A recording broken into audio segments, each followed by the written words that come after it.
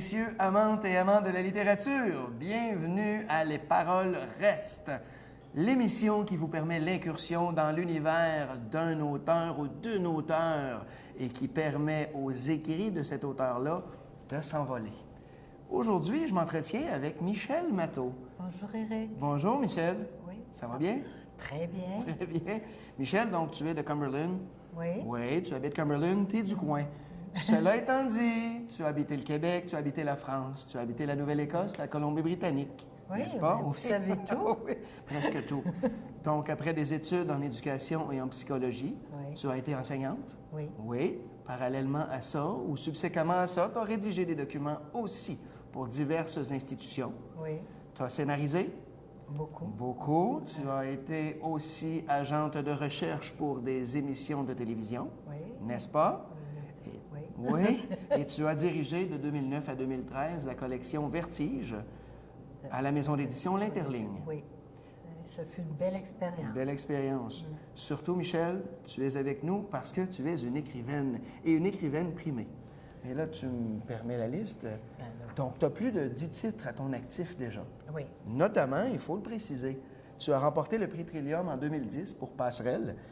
Tu avais aussi remporté le Trillium en 2002 pour Cognac et Porto, Oui. n'est-ce pas?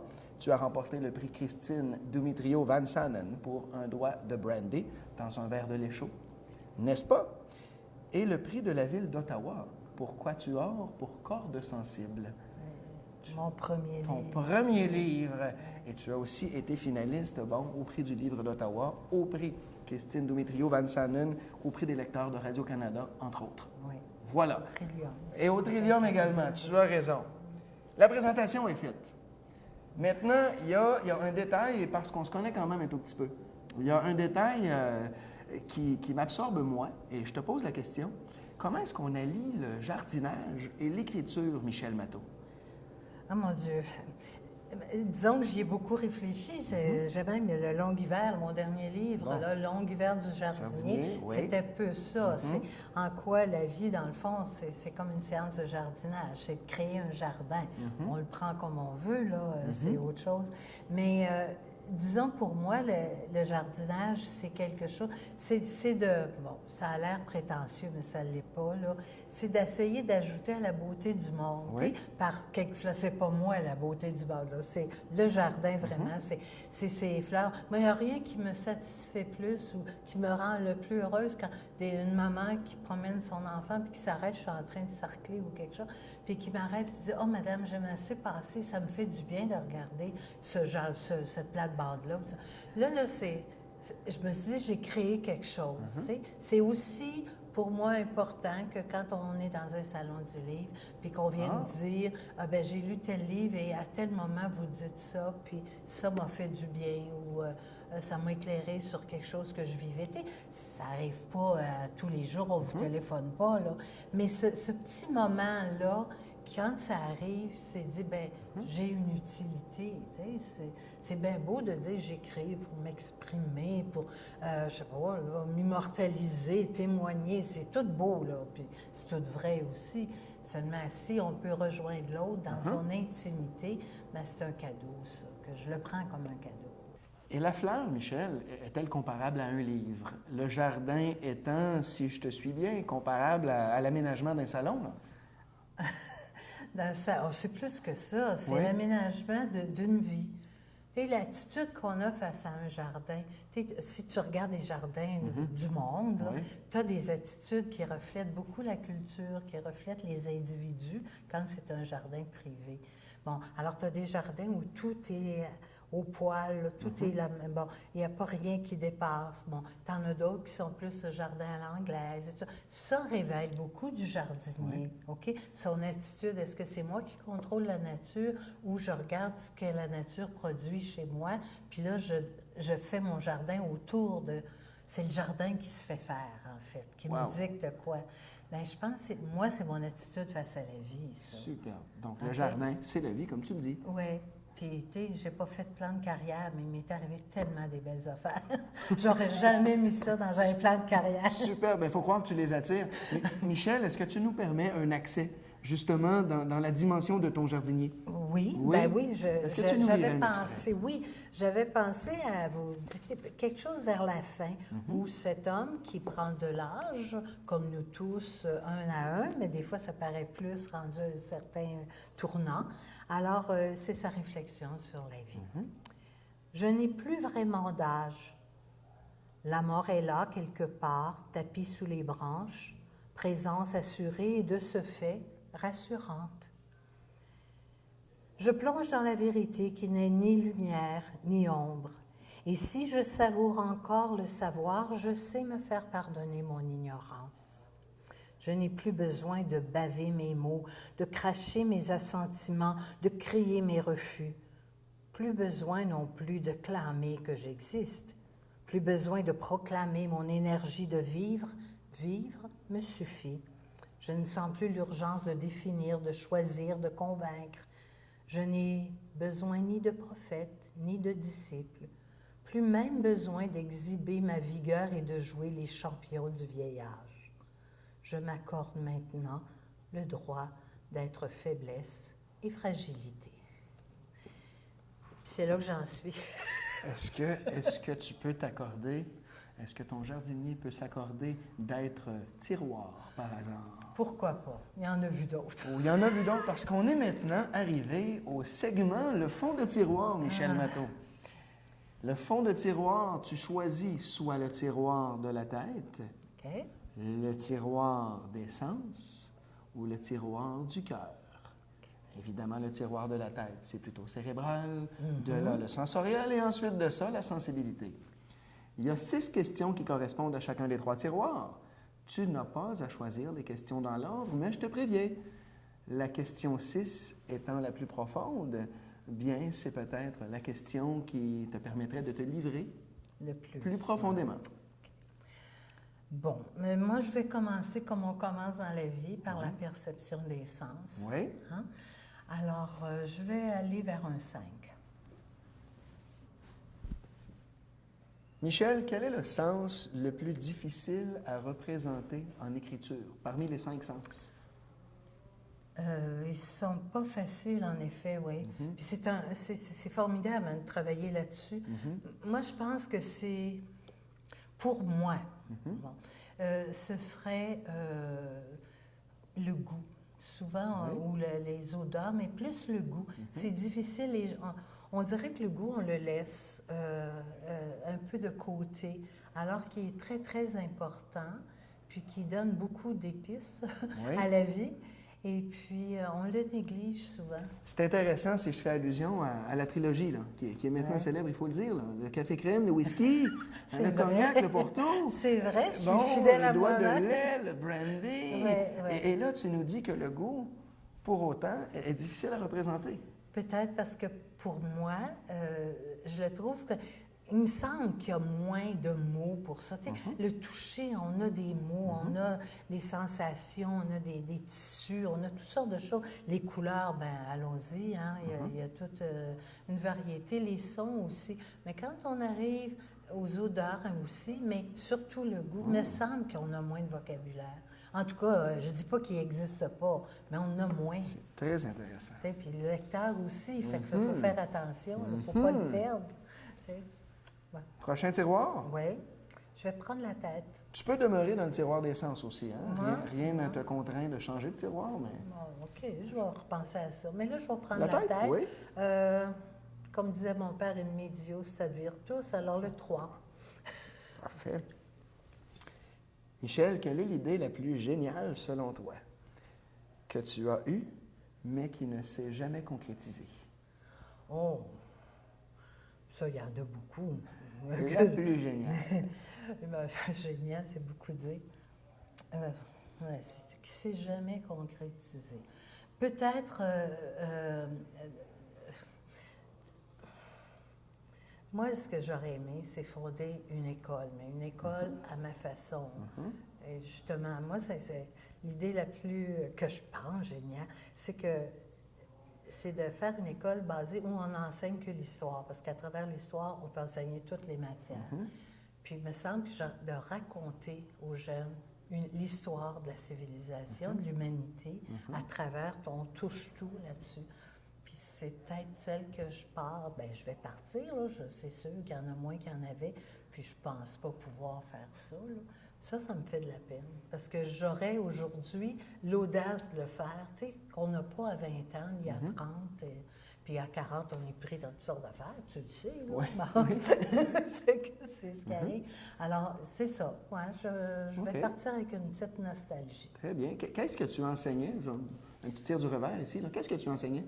Quand j'ai enseigné au secondaire, j'enseignais la physique. La physique, OK. Les sciences, ouais. Tu es une prof de sciences. J'ai pas l'air de ça, hein? Oui, absolument. Absolument. Et puis, quand j'ai enseigné ensuite au primaire, à l'élémentaire, c'était en immersion. Donc, on enseignait de tout mon père.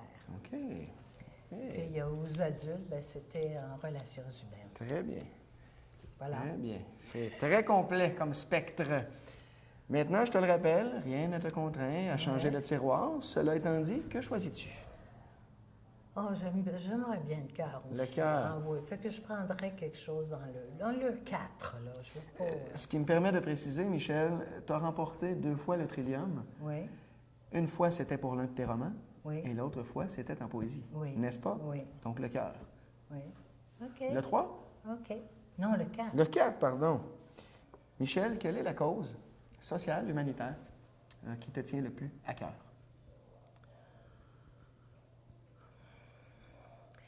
Mon Dieu, il y en a, hein? Oui, oui.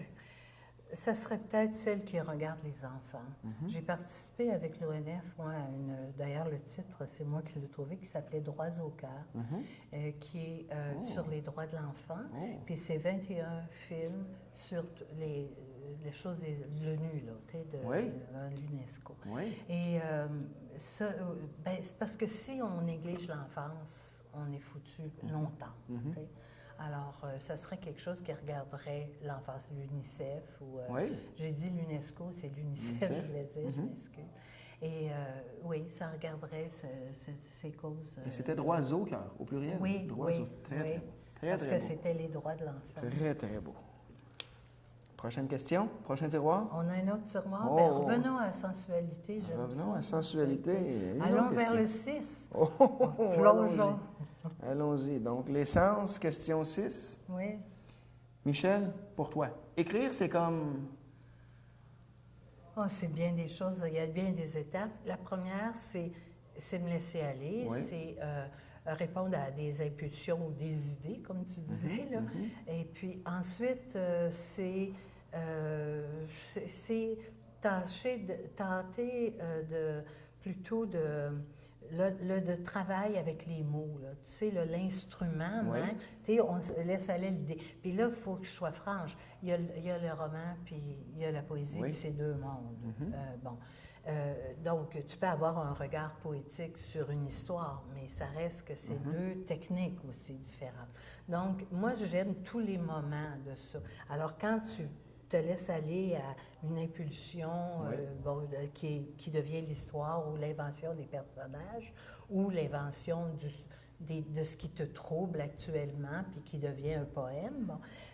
Après ça, tu as le polissage, le comment dire mieux. Là, tu as une espèce, tu es relax, tu plonges dans les mots.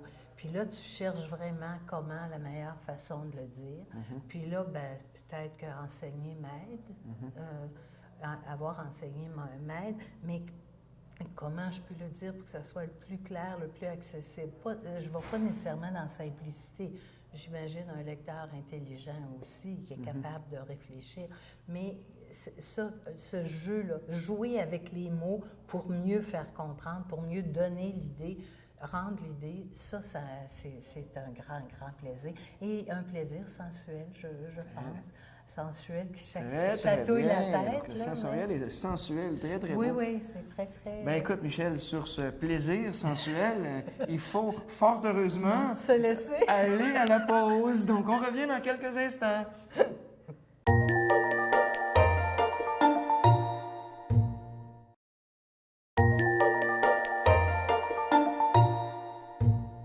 Nous sommes de retour, vous êtes de retour à Les Paroles restent. Éric Charlebois, je m'entretiens aujourd'hui avec Michel Matteau. Michel, Tu deviens la diseuse de belles aventures. Il y a 54 cartes. Chaque carte correspond à une question.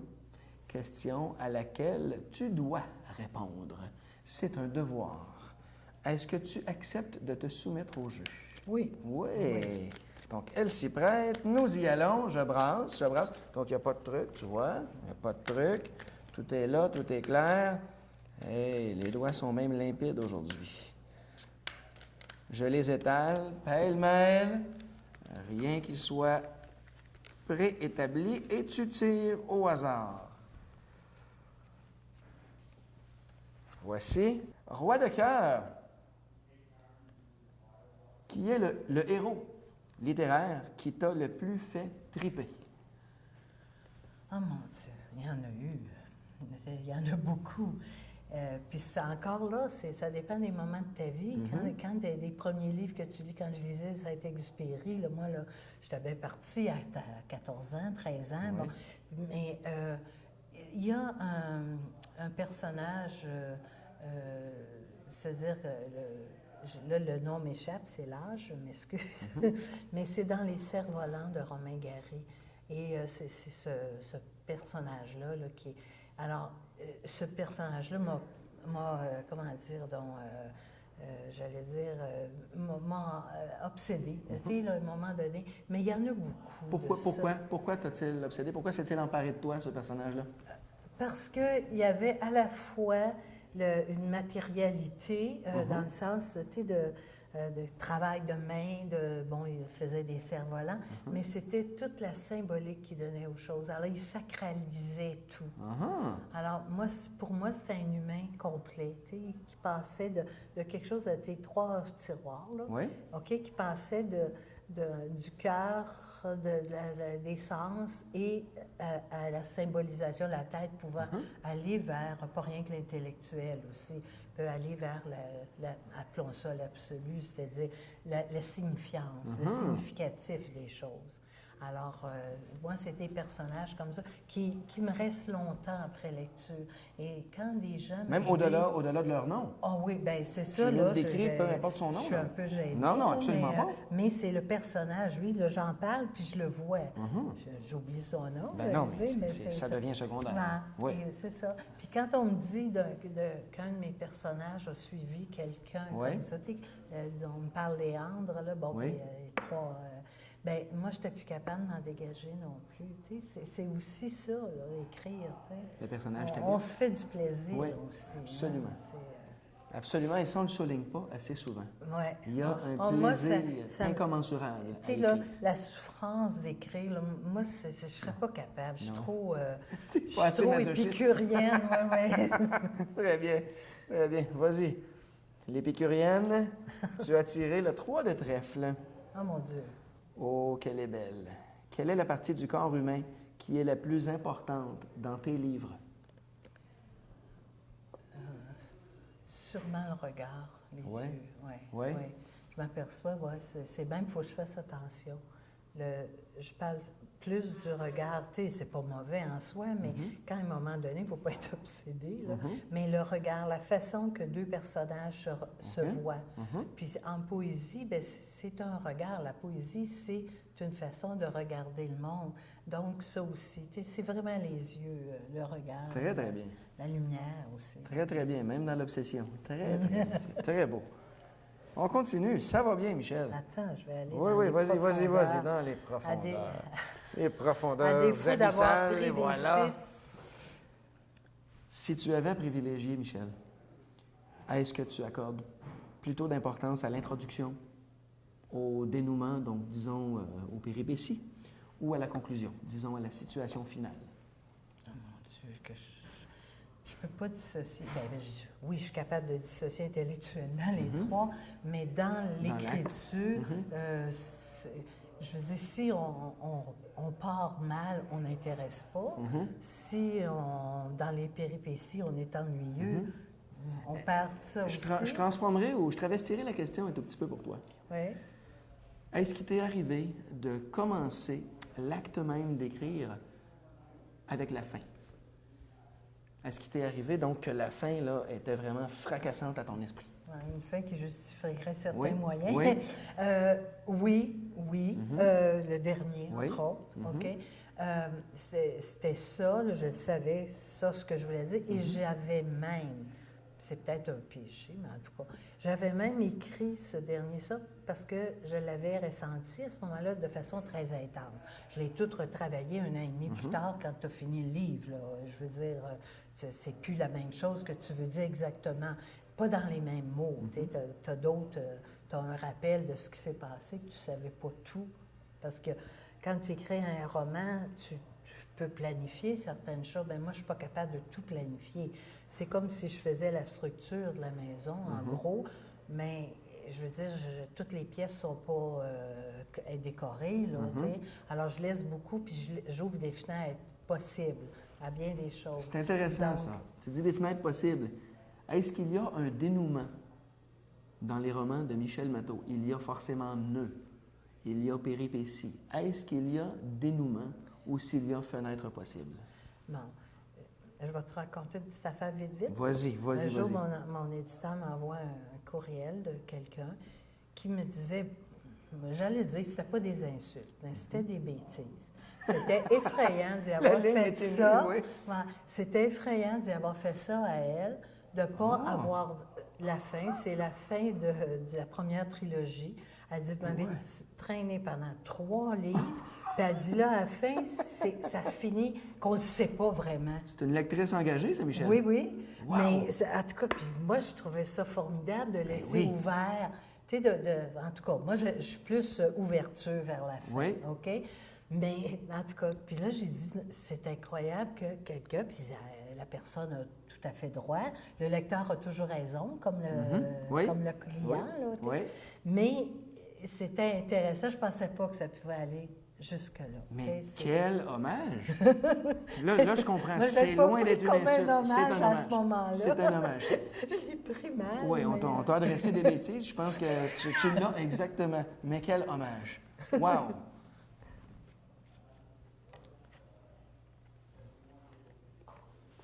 Quel est le sens le plus important pour toi? Le plus important pour toi, pour Michel Matteau, entre les 5 sens? Oui. On aurait l'air bien bête sans la vue, hein, parce que notre civilisation est beaucoup basée sur la vue. Mais je pense que le son est très important pour moi. C'est la musique, on apprend beaucoup. Moi, quand je t'ai recherché sur Radio-Québec, puis RDI, c'est que quand tu parles aux gens, tu fais les pré-entrevues par téléphone, tu t'habitues à connaître la voix comme on regarde les traits de quelqu'un. Et je suis devenue très, très sensible à la voix. La texture? Gens. Oui, la texture, tu sais, et tout ce qui se dit dans ta voix, dans la texture de la voix. Est-ce que tu osais imaginer une faconde à la voix que tu écoutais ou entendais? J'arrivais, puis assez bien, à imaginer cet homme ou cette femme en studio, devant les caméras, quel genre de dynamique il apporterait.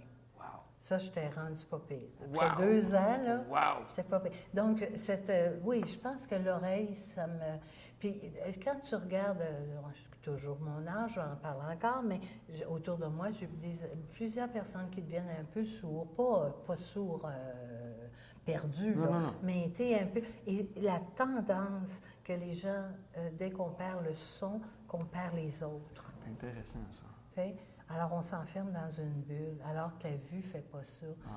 Tu restes... j'ai connu des aveugles, des gens... À l'affût. Et puis très à l'affût de l'autre. Alors que les sourds, ceux qui ont tendance dans leur bulle. Là, je ne parle pas des sourds de naissance, c'est autre chose. Là. Mais je parle de la personne... Oui. Puis c'est une perte pour tout le monde. Pour l'entourage aussi. Ben oui. Vas-y. Ça va bien. Ça va bien. Le 8 de pique. Oh, mais je pense que je connais déjà la réponse. C'est le hasard, Michel. C'est le hasard. Aimerais-tu écrire un livre qui aurait plus de 8 personnages importants?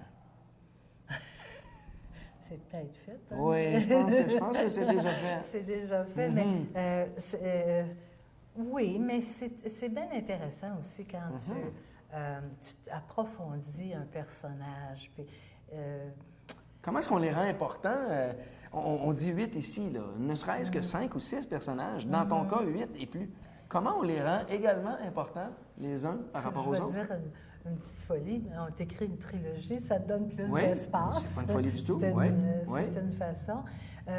Mais quand c'est un, c'est que faudrait qu'il y ait quelque chose en commun puis des interactions très grandes. Si tu les éparpilles, tu vas les perdre. Je pense qu'il faudrait que dans l'intrigue, ils soient très liés. Tu sais, par exemple, c'est une pièce de théâtre, mais la pièce de théâtre, non, je pense que le roman d'Agatha Christie, j'ai un vieil roman policier aussi, c'est ce qu'on appelait en français 12 petits nègres.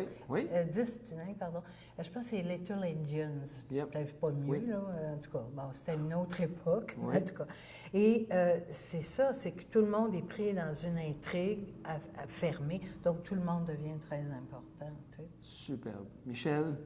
Michel, je suis vraiment désolé, mais nous ne sommes pas en circuit fermé. C'est déjà la fin. C'est déjà la fin. Il faut déjà permettre l'éclatement de la chose. Merci. Quel plaisir. Merci beaucoup, Éric. Ça a été une belle occasion. Superbe. On se reprend. Merci beaucoup. Donc, revenez-nous pour un prochain épisode de Les Paroles restent, directement depuis le Resto Bar chez Gabs à Rockland, que nous remercions chaleureusement. À bientôt.